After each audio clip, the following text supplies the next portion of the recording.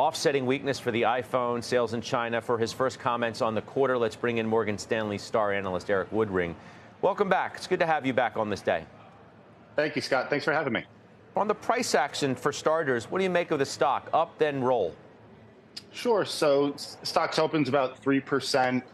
Let's put that in context. My estimates went up about 1.5%. So 3% felt like a bit much. But at the same time, what have we heard now? We've heard about the implementation of tariffs. Where does Apple source most of its product from? China. The natural progression of tariffs on Canada and Mexico progressing to China is a headline negative for most of my group, inclusive of Apple, just given where their production stands. So I do think that the fate in the stock is more reflective of what we're hearing from the macro side of things, as opposed to micro or reaction to earnings. Your own takeaway was better than feared, correct? It was exactly right, and maybe just to explain that. An inline December quarter, largely as we expected. Really strong gross margins, impressive services growth of 14%, a bit better than we expected. And then for the March quarter, we had expected a guide down. We were 2 or 3 percentage points below consensus. We got a guide that was about $1 billion higher than where we were. I would consider that better than feared. There are still challenges that Apple faces in the near term that they do need to overcome. But in light of where expectations were, a midpoint of $94 billion for the revenue guide was, as I've termed it, better than feared. Your bull case is 350. How do we get there?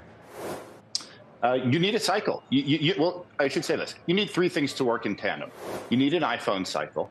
That would be both iPhone unit growth and iPhone ASP growth. That comes from both Apple Intelligence upgrades, pent-up demand, and new form factors. You need strong services growth, right? Apple just added 90 million new users in calendar year 24. You need those users to spend. If you say that those users spend as much as the existing Apple user, that's about $30 billion of incremental revenue. Not necessarily just in fiscal year 26, of course, but over time. And then the third thing that you need is gross margins. You need gross margin expansion. Right now, I think we're looking at some real nice gross margin expansion, obviously, in the company. That's kind of a check the box. Services is outperforming expectations. The question comes back down to iPhone units in particular. You didn't say China. There wasn't a fourth. I mean, how do we assess this continued weakness in China with really no roadmap to get it better anytime soon? Sure. And when I say that Apple still faces near-term challenges, I would put China at the top of that list. So what did we learn last night?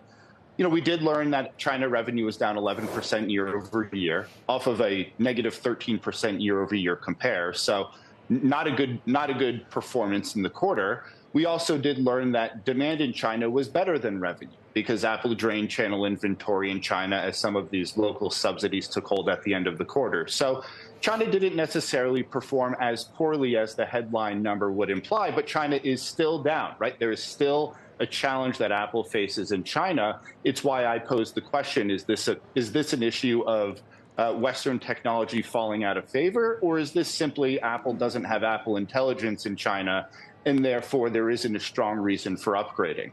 The work that we do, the survey work that we do, would push back on the threat of domestic operators taking share from Apple.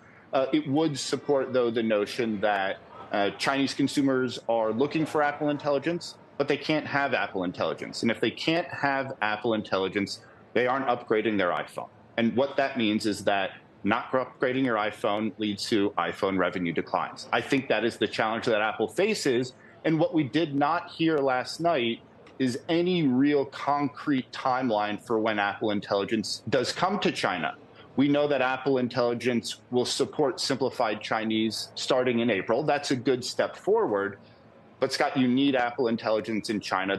Consumers in that market want it, but until they get it, I do think that China faces a challenge, unless, of course, either subsidies work or discounting does help to drive demand.